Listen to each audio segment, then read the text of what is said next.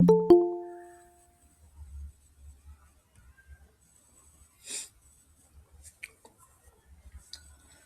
इथे तव्यत आणि अनियर प्रत्यय.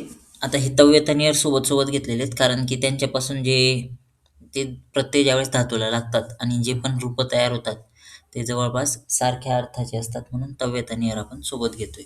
तक तवतू पण सोबत घेतले होते, कारण की दोघांमध्ये भूतकालवाचक कृदंत तयार होतो. फक्त त हा कर्मणीभूत कृदंत असतो आणि तवतू हा कर्तरीभूत कृदंत तयार करतो. तसंच तव्यतनियरमध्ये पण भूतकालवाचक कृदंतच तयार होतो, पण हा जो असतो हा विद्यार्थक कृदंत असतो. कर्मणी विद्यार्थक कृदंत तयार करतात. किंवा मग कधी कधी विशेषण म्हणून सुद्धा तव्यतनियर प्रत्यय वापरले जातात. बघा आता तव्यत प्रत्यय काय तयार करतं जर का धातूला लागला तर, एखाद्या गोष्टीची योग्यता, पात्रता किंवा संभाव्यता. एखादी गोष्ट होणार आहे अशी संभाव्यता असेल, किंवा एखादी गोष्ट करण्यायोग्य आहे, करण्यासारखी आहे, असं ज्यावेळेस दाखवायचं असेल त्यावेळेस तव्यत प्रत्यय धातूला जोडला जातो. एखादी क्रिया केली पाहिजे ह्या आशयाने ज्यावेळेस आपल्याला म्हणायचं असतं तेव्हा आपण तव्यत प्रत्यय वापरतो. जसं मूळ धातू आहे, आता तयार कसं होतं बघा. मूळ धातू त्याला तव्यत प्रत्यय लावला तर रूप तयार होतं, तव्यत प्रत्यययुक्त शब्द तयार होतो. त्यालाच आपण विद्यार्थक कर्मणी विद्यार्थक कृदंत असं सुद्धा म्हणू शकतो, किंवा विशेषण तयार होतं असं पण म्हणू शकतो. आता तव्यत हे नाव आहे प्रत्ययचं. तव्यत हे त्या ठिकाणी प्रत्ययचं नाव आहे, पण मूळ धातूला काय लागतं? तव्य. जसं भू धातू आहे, त्याला जर का तव्यात जोडायचं असेल तर लागेल तव्य. भू प्लस तव्य भवितव्य. पठ प्लस तव्य पठितव्य. नि प्लस तव्य नेतव्य. अशा प्रकारची रूपं त्या ठिकाणी तयार होतात. तेज प्लस तव्य त्यक्तव्य. दा प्लस तव्य दातव्य. अशा प्रकारची रूपं तव्यत प्रत्यय लागल्यावरती त्या ठिकाणी तयार होतात. दुसरा आहे अनियर प्रत्यय. अनियरमध्ये काय असतं? जसं तव्यत प्रत्ययामध्ये कर्मणी विद्यार्थक तयार होतात, किंवा एखादी गोष्ट केली पाहिजे ह्या आशयाने शब्द तयार होतात, तसं अनियर प्रत्ययामध्ये सुद्धा करणीय किंवा रमणीय असे त्या ठिकाणी शब्द तयार होतात. ह्याचा पण अर्थ सारखाच असतो. तव्यत प्रत्ययाप्रमाणे इथे सुद्धा एखादी गोष्ट किंवा क्रिया जी आहे ती केली पाहिजे, करण्यासारखी असेल, तेव्हा तो आशय दाखवण्याकरता अनियर प्रत्यय त्या ठिकाणी वापरले जातात. अनियर प्रत्यय लावल्यावर विशेषण सुद्धा तयार होतं. आता अनियरमध्ये काय होतं? मूळ धातूला अनियर प्रत्यय लागतो. अनियर प्रत्यय लागतो म्हणजे काय होतं? अनियर हे त्याचं नाव आहे प्रत्ययाचं. अनियर. त्या ठिकाणी हा रकट होतो आणि अनिय लागतो धातूला. अनियरमध्ये धातूला अनिय लागतो. जसं रम धातू आहे, रम धातूला अनियर प्रत्यय लागला, रूप तयार होईल रमणीय. पठ धातूला अनियर प्रत्यय लागला, रूप तयार होईल पठनीय. क्रू धातूला अनियर प्रत्यय लागला, रूप तयार होईल करणीय. तसंच दा धातूला अनियर प्रत्यय लागला, रूप तयार होईल दानीय. दृश्य धातूला अनियर प्रत्यय लागला, रूप तयार होईल दर्शनीय. गी धातूला अनियर प्रत्यय लागला, रूप तयार होईल गानीय. तेज धातूला जर का अनियर प्रत्यय लागला तर रूप तयार होईल तेजनीय. अशा प्रकारची अनियर प्रत्यय लागल्यावरती रूप तयार होतात. ठीक आहे. पठ धातूला आता तव्यत आणि अनियर. तव्यतमध्ये मूळ धातूला तव्य लागतो, अनियरमध्ये मूळ धातूला अनिय लागतो. एवढं लक्षात ठेवायचं. आता त्यांचा उपयोग कसा होतो वाक्यामध्ये बघा. संरक्षकैः राज्यं रक्षणीयं. संरक्षकैः कोणती विभक्ती ही? संरक्षकैः.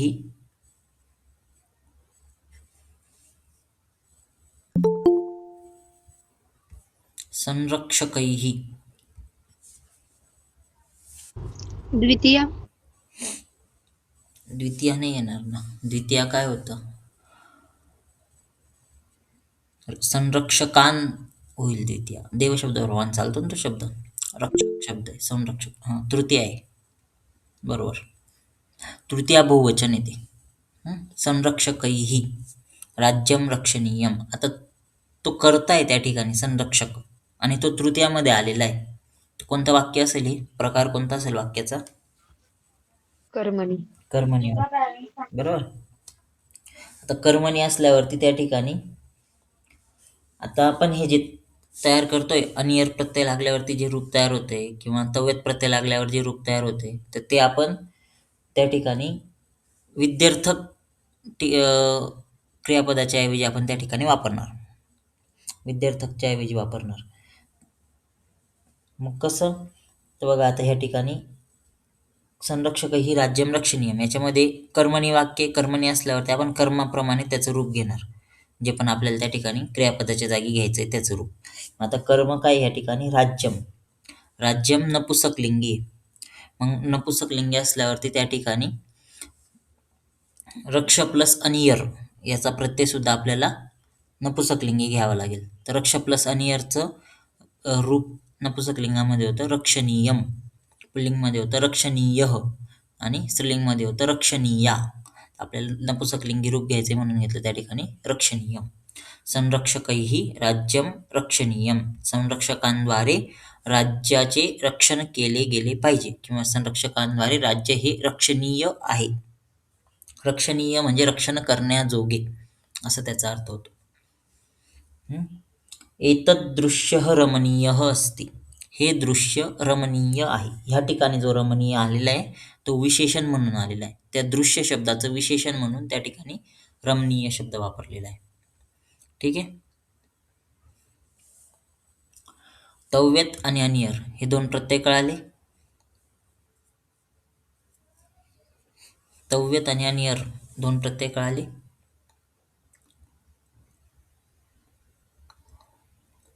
तव्यत मध्ये धातूला काय लागतं? मूळ धातूला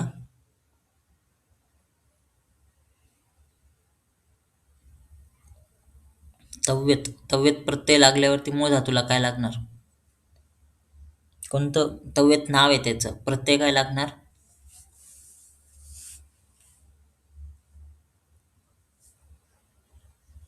तव्य. तव्य लागेल. बरोबर. जसं भू प्लस तव्य भवितव्य. भवितव्य म्हणजे जे होणार आहे ते. पठ प्लस तव्य पठितव्य, वाचण्यासारखे. तसंच कृ प्लस तव्यचं काय येईल?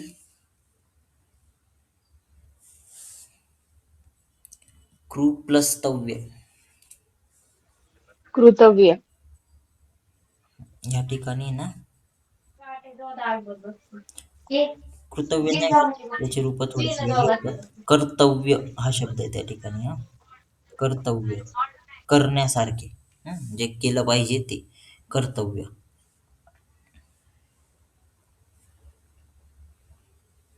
दृश्य प्लस तव्यचे रूप काय होईल? दृश्य प्लस तव्यचं होतं द्रष्टव्य.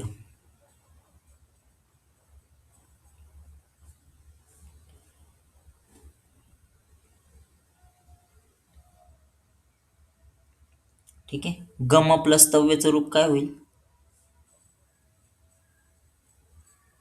गम प्लस तव्य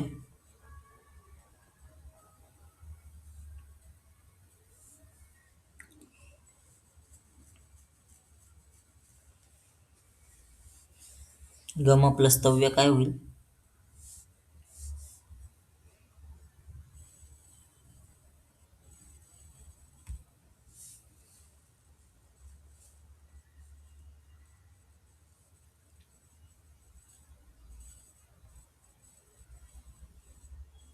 काय होईल बरं गम प्लस तव्य?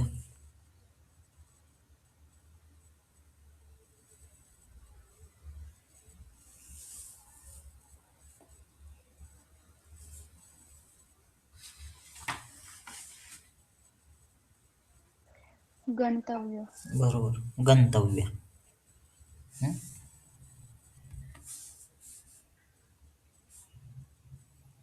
गंतव्य. गंतव्य म्हणजे ज्या ठिकाणी जायचं आहे ते स्थान, त्याला सुद्धा आपण गंतव्य म्हणतो. आणि गंतव्य म्हणजे ज्या ठिकाणी गेलं पाहिजे असं ज्यावेळेस म्हणायचंय त्यावेळेस पण गंतव्य शब्द वापरतो. पठ प्लस तव्य आलं पठितव्य.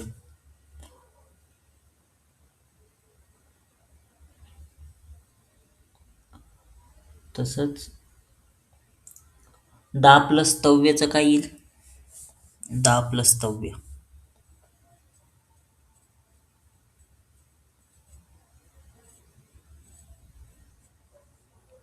दा प्लस तव्य.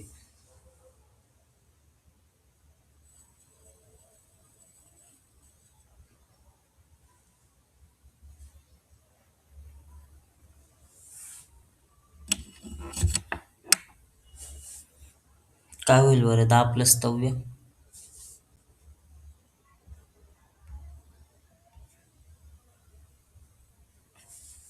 जसं गम प्लस तव्यचं गंतव्य असं झालं.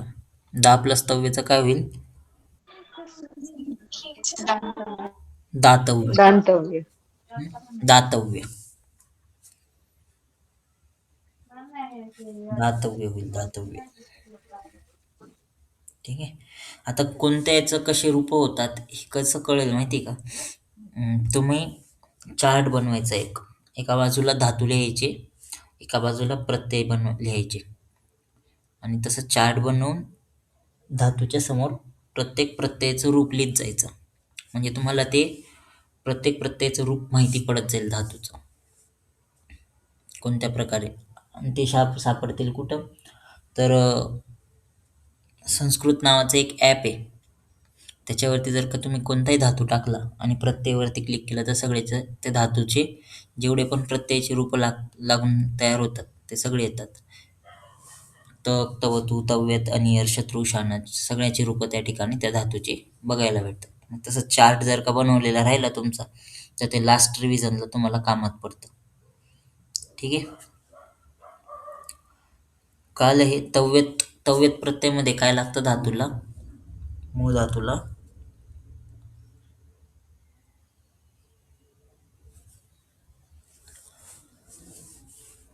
तव्यतमध्ये मूळ धातूला काय लागतं? तव्य. तव्य लागतं. लिख धातूला जर का तव्यत लागला तर काय तयार होईल?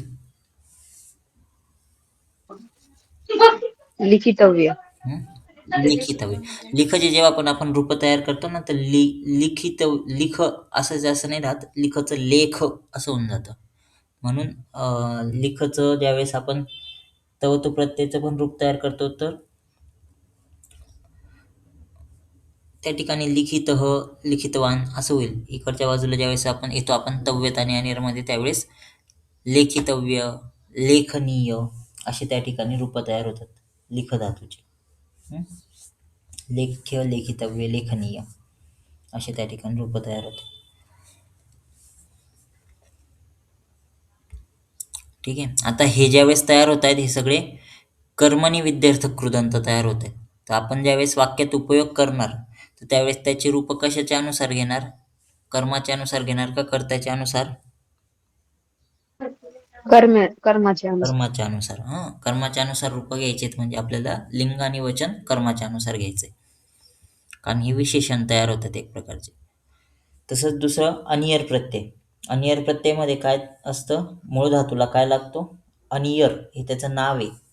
मूळ धातूला काय लागणार? अनिय. अनिय लागेल. जसं रम प्लस अनियर रमणीय, पठ प्लस अनियर पठनीय, रक्ष प्लस अनियर काय होईल? रक्षणीय. रक्षणीय. गम प्लस अनियर गमनीय. गमनीय.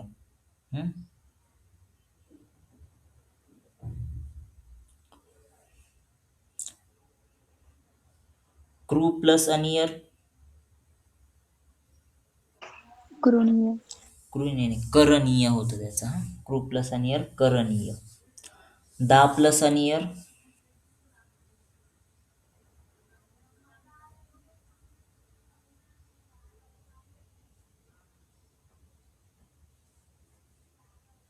दा प्लस अनियर काय होईल?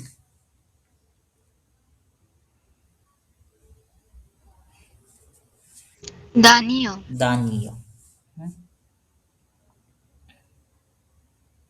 धान्य. याच्यामध्ये पण पुल्लिंग स्त्रीलिंग नपुंसकलिंग कसं होतं, विसर्ग लावला तर पुल्लिंग, आकारांत केला तर स्त्रीलिंग. गमनीयाहा, गमनीया जर का केलं तर स्त्रीलिंग आणि गमनीयम जर का केलं तर नपुंसकलिंग. असं त्या ठिकाणी पुल्लिंग स्त्रीलिंग नपुंसकलिंग कसं तयार करायचं ते लक्षात राहू द्यायचं.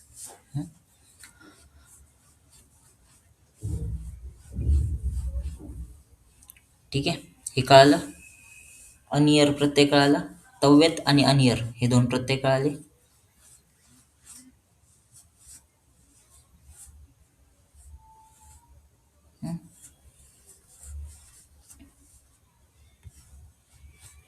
ज्यावेळेस आपल्याला वाक्यात उपयोग करायचा आहे त्यावेळेस आपण कर्मणी असल्यामुळे कर्माच्या लिंगवचनानुसार घेणार. आणि लिंगवचनानुसार घेणार म्हणजे कसं, जर समजून घ्या. वाक्य बघा, एतत् ग्रंथम. आणि इथे तुम्हाला पठ प्लस अनियरचं योग्य रूप लावायचं आहे. काय येईल,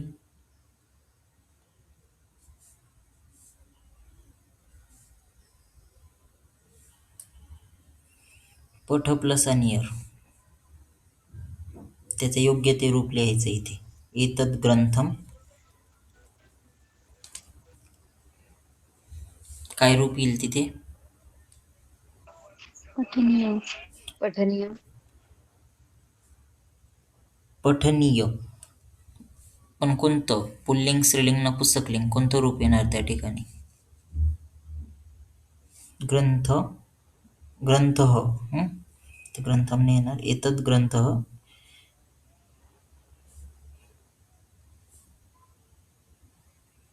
एततच्या जागी एषः घ्यावं लागेल, सॉरी. एषः ग्रंथः पठनीयः.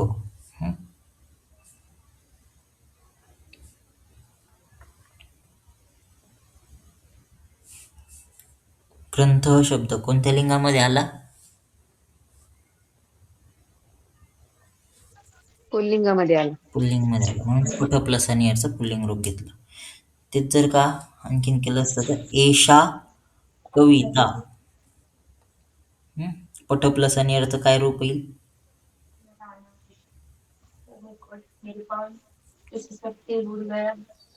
एषा कविता पठनीया. पठनीया.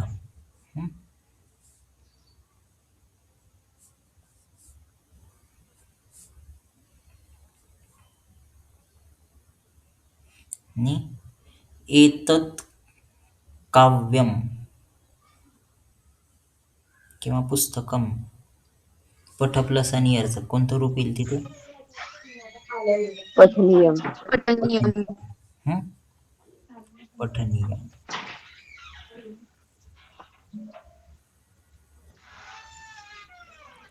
ठीक आहे.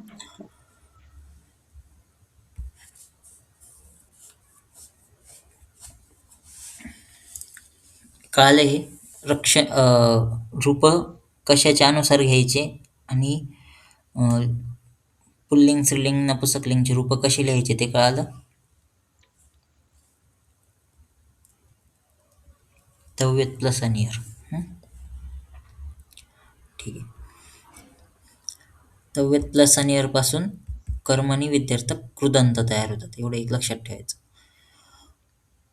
पुढचे जे प्रत्यय आहेत ते आहेत शत्रू आणि शानच प्रत्यय. शत्रू आणि शानच प्रत्यय. आता शत्रू शानच मध्ये काय असतं, इथे जे तयार होतात ते होतात वर्तमान कालवाचक कृदंत. कर्मणी वर्तमान कालवाचक कृदंत तयार होतात त्या ठिकाणी. कर्तरी वर्तमान कालवाचक आणि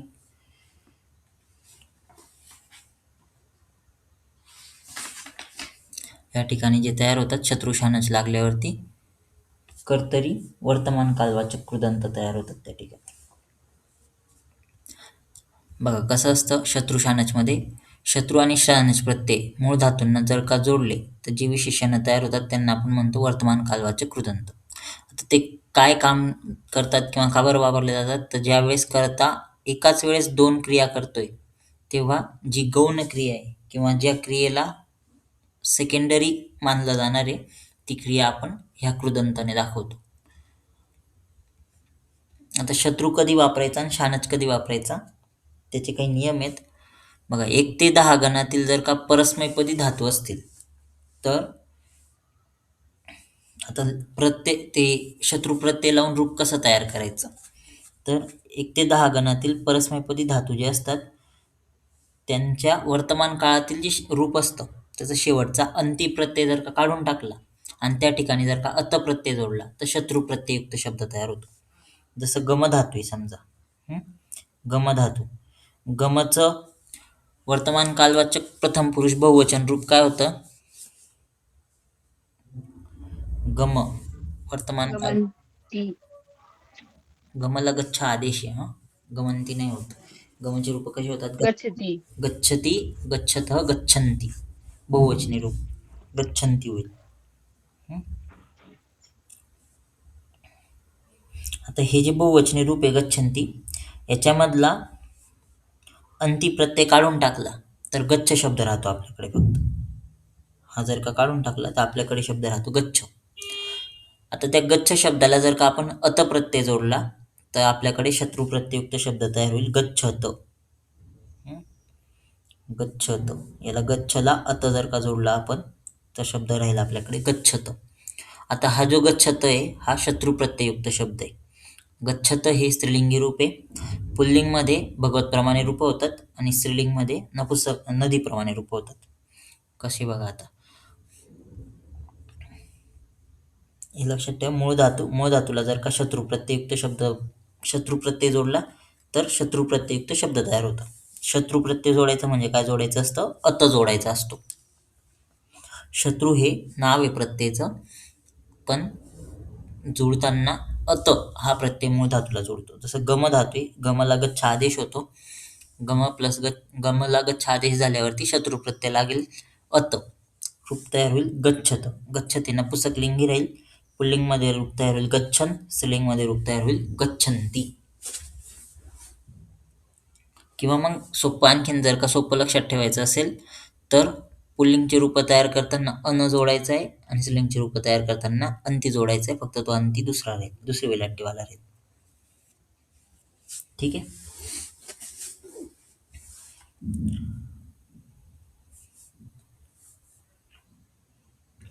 आणि आणखीन एक गोष्ट काय लक्षात ठेवणार, शत्रू प्रत्यय हा फक्त परस्मैपदी धातूंनाच लागतो.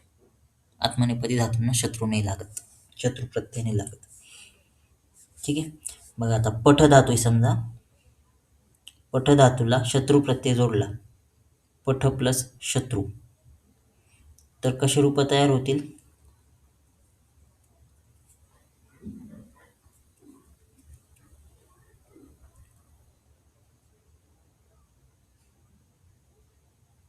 पठ प्लस शत्रू रूप कसे तयार होतील?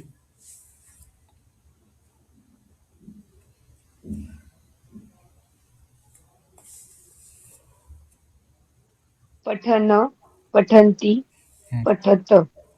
पठन, पठन, पठन्ति आणि पठत. पठन पुल्लिंगमध्ये, पठन्ति स्त्रीलिंगमध्ये आणि पठत नपुंसकलिंगमध्ये. आता हा पठन्ति आणि हा पठन्ति, काय फरक आहे दोघांमध्ये? विलांटीचा फरक आहे, पण आणखीन खूप मोठा फरक आहे. वरचा जो दुसरी विलांटीवाला पठन्ति ते काय आहे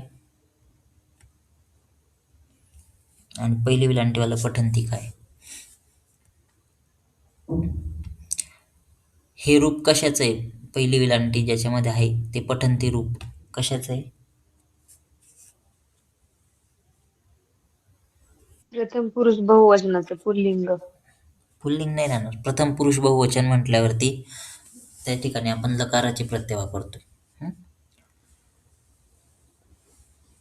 कोणता लकार येतो?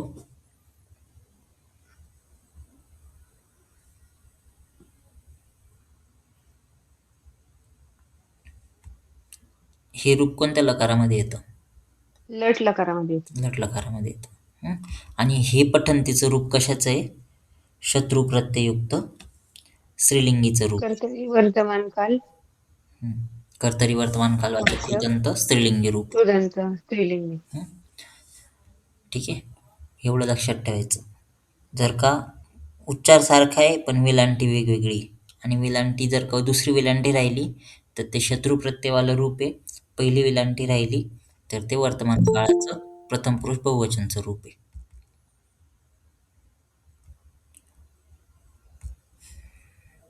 ठीक आहे. तसंच लिख धातू जर का घेतला, लिख प्लस शत्रू, काय काय रूप तयार होतील लिख प्लस शत्रूचे?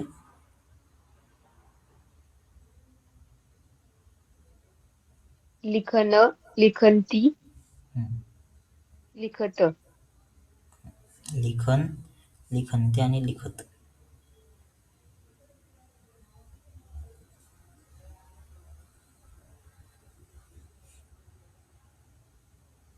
लिखन पुल्लिंगमध्ये, लिखंती स्त्रीलिंगमध्ये आणि लिखत नपुंसकलिंगमध्ये. ठीक आहे. आता बघा याचा वाक्यात उपयोग कसा होतो. दीपकः पुस्तकं पठन् लिखति. म्हणजे दीपक पुस्तक वाचून लिहितो. मूळ क्रिया लिहिण्याची होते, पण त्याच्यासोबत आणखीन एक क्रिया घडते वाचण्याची. पुस्तक वाचत वाचत लिहितोय, तर त्याच्यामुळे त्या ठिकाणी जी वाचण्याची क्रिया आहे ती दोन क्रिया असल्यामुळे आपण तिला पठन ह्या शब्दाने दाखवलेलं आहे. दीपकः पुस्तकं पठन् लिखति. त्या ठिकाणी पठन शब्द जो आलेला आहे तो वर्तमान कालवाचक कृदंतचा किंवा शत्रू प्रत्ययुक्त शब्द आहे, आणि तो आपण गौण क्रियेसाठी आपण तो दाखवतो. गौण क्रिया आहे पठन, म्हणजे वाचता वाचता लिहितो. म्हणजे लिहिणे ही मूळ क्रिया चालू आहे, पण सोबत वाचणे ही क्रिया पण चालू आहे, तर ती गौण क्रिया आहे. म्हणून तिला आपण दुय्यम स्थान देऊन पठन या प्रत्ययाने आपण त्याला दाखवलंय. ठीक आहे. आणखीन बघा, शाला गच्छन्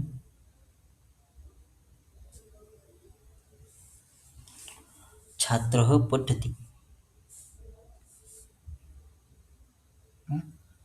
शाळेत जाणारा विद्यार्थी पडतो. पडतो म्हणजे रस्त्यात पडतो असं त्याचा अर्थ आहे. शाला गच्छन् छात्रः पतति. तर ह्या ठिकाणी मूळ क्रिया काय झालेली आहे?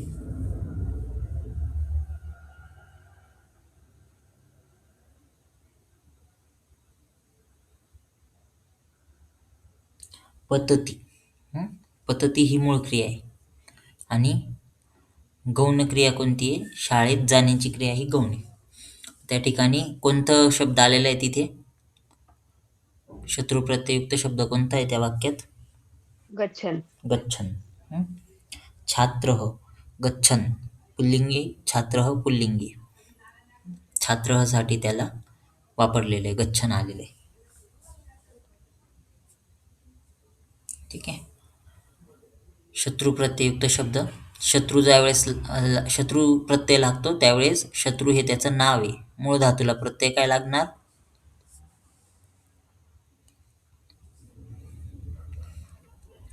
शत्रू हे नाव आहे, मूळ धातूला काय प्रत्यय लागणार?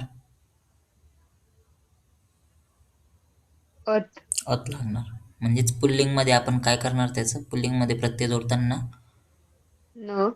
अन होऊन जाईल, आणि स्त्रीलिंगमध्ये अंती होऊन जाईल.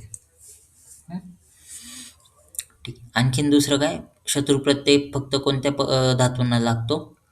कोणत्या प्रकारच्या धातूंना लागतो? परस्मैपदी. परस्मैपदी धातूंना. ठीक आहे. पुढचा जो प्रकार आहे तो आहे शानच प्रत्यय. आता शानच प्रत्यय हे आत्मनेपदी धातूंना लागतात. आता शानच प्रत्ययामध्ये ज्यावेळेस 1, 4, 6, 10 या गणातील धातूंना ज्यावेळेस शानच प्रत्यय लागतात त्यावेळेस त्याला मान लागतो. शानच हे नाव आहे, धातूला मान हा प्रत्यय लागतो. वर्तमान काळ आता तयार कसं करायचं असतं? ते 1, 4, 6, 10 या गणातील जे धातू आहेत त्याचं वर्तमान काळ प्रथम पुरुष बहुवचनच्या रूपातलं अंते हा प्रत्यय काढून टाकायचा आणि त्याच्या जागी मान जोडायचा. जसं समजून घ्या, रमधातू समजून घ्या. रमधातू. रमधातूचं प्रथम पुरुष बहुवचनचं रूप होतं वर्तमान काळाचं रमन्ते. रमन्ते. रमन्ते मधला आपण अंते काढून टाकायचा, त्याच्या जागी मान जोडायचा. काय रूप तयार होईल? रममान. हे शानच प्रत्ययुक्त रूप आहे रममान. तसंच ऋत धातू जर का असेल, ऋत धातूचं रूप तयार होतं वर्तन्ते. वर्तन्ते. तर ऋतचा शत्रू ऋत प्लस शानच प्रत्यय काय होणार? वर्तमान. वर्तमान.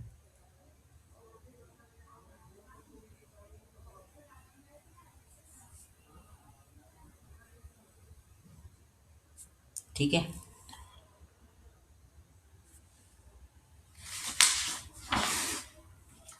मन्य धातू समजून घ्या. मनमन्य. मन धातू आहे. मन प्लस शानच. मनचं प्रथम पुरुष बहुवचनचं रूप होतं मन्यन्ते. मन प्लस शानच काय होईल? मन्यमान. मन्यमान.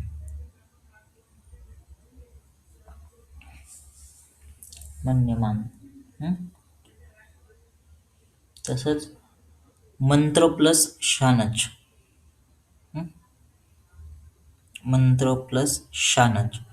आता मंत्र धातू जो आहे त्याचं रूप तयार होतं मंत्रयन्ते. मंत्रयन्ते.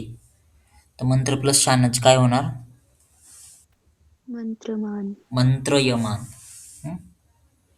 मंत्रयमान.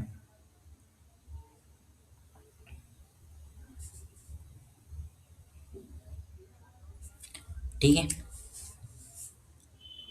शानच मध्ये शानच हे त्याचं नाव आहे. मूळ धातूला प्रत्यय काय लागतो? मान. मान प्रत्यय लागतो. पुल्लिंग करताना आपण त्याला विसर्ग लावणार. जसं वृत प्लस मानाचं पुल्लिंग होईल वर्तमान. स्त्रीलिंग करताना आकारांत करणार वर्तमाना, आणि नपुंसकलिंगी करताना शेवटी म जोडणार वर्तमानम. तर हे लक्षात ठेवायचं. आता याचा उपयोग कसा होतो? आता हे कृदंत म्हणजेच धातुसाधित विशेषण आहेत.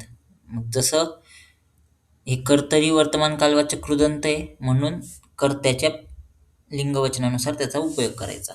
जसं इथे बघा, वृक्षः पर्णैः संपन्नः अस्ति. त्याला वर्धमानः हे त्या ठिकाणी ॲज अ विशेषण म्हणून त्या ठिकाणी वापरलं आहे, किंवा कर्तरी वर्तमान कालवाचक कृदंत वापरलेलं आहे वर्धमानः. वाढणारे झाड वर्धमानः वृक्षः. तर वृक्षाच्या लिंगवचनानुसार याचं रूप घेतलेलं आहे वर्धमानः. पुल्लिंगी वृक्ष म्हणून वर्धमान शब्द पण पुल्लिंगमध्ये. वाढते झाड पानांनी संपन्न असते. वर्धमानः वृक्षः पर्णैः संपन्नः अस्ति.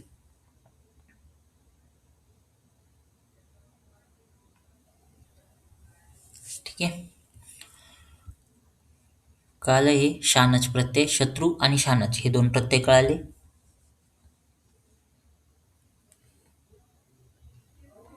शत्रू आणि शानच दोन प्रत्यय कळाले.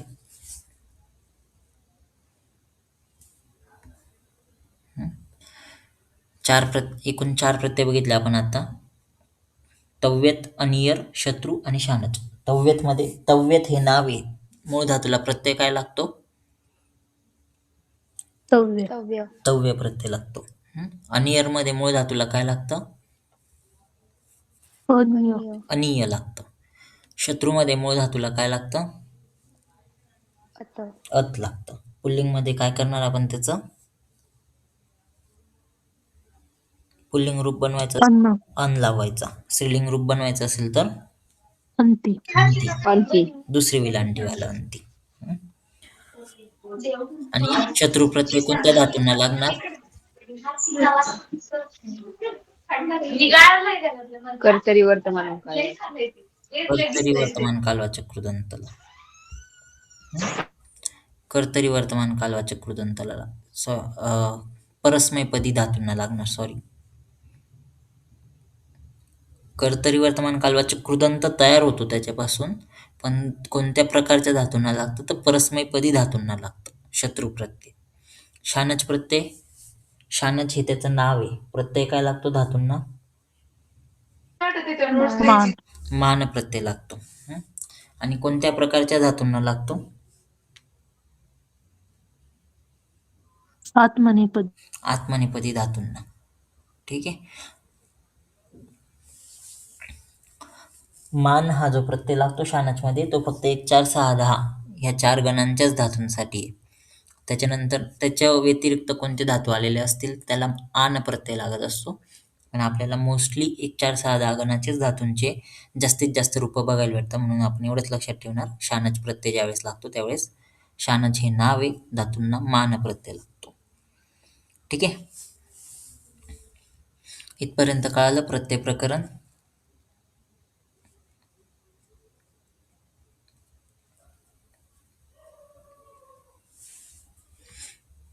आता तुम्हाला क्वेश्चन कसा असतो बघा, याच्यामध्ये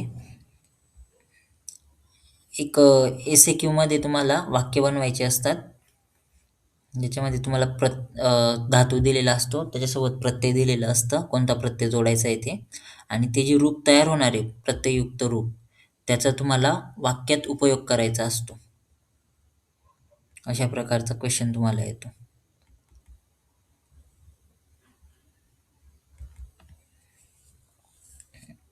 एसीक्यू मध्ये 2 किंवा 3 क्वेश्चन असतात प्रत्ययाचे. बघा या ठिकाणी वाक्येषु योजयेत.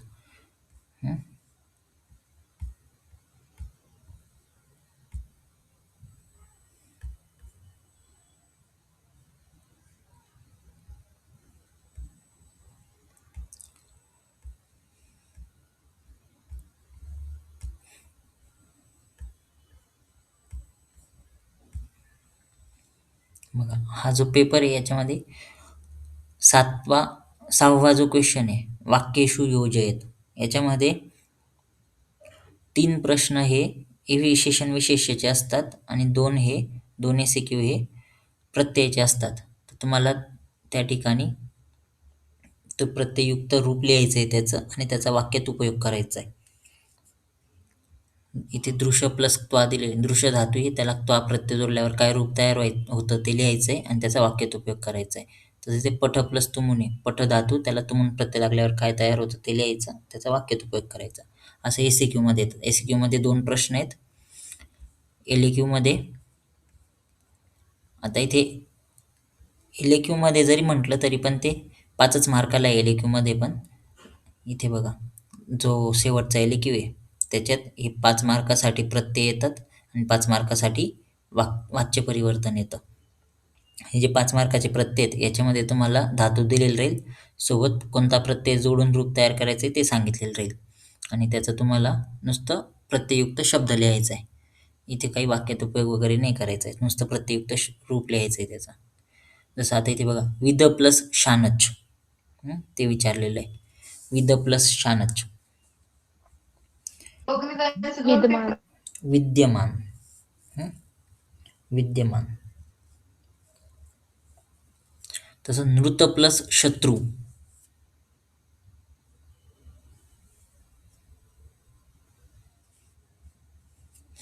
नृत प्लस शत्रू.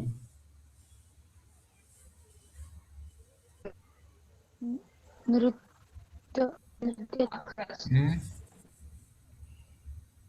नृत्य पुढे काय? नृत्यत नपुसकलिंगी रूप होईल. पुल्लिंग स्त्रीलिंगचे रूप कसे होतील?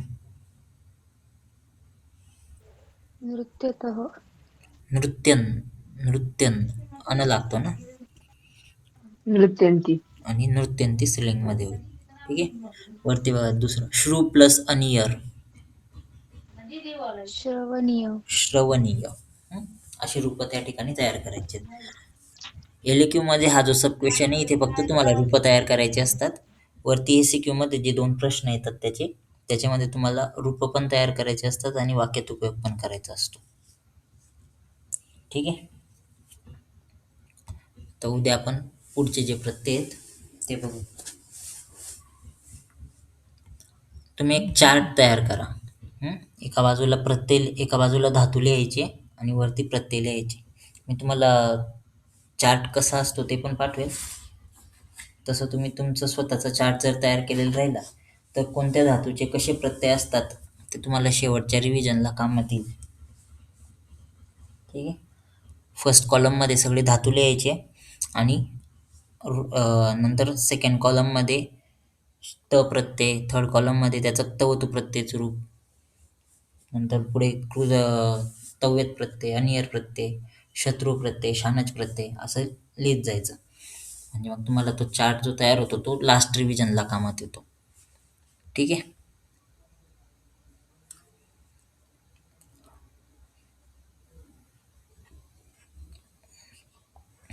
विधिलिंग लकाराचे रूप पाठ केलेत का?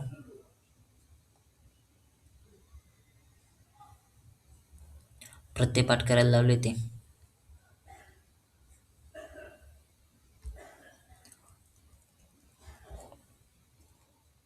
ठीक आहे. विधिलिंग लकाराचे प्रत्यय आणि त्याचं धातूमध्ये रूप चालवून दाखवायचे. उद्या पाठ करून या सगळ्यांनी. ते प्रत्यय पण बोलून दाखवायचे आणि धातू पण चालवून दाखवायचे त्याच्यात.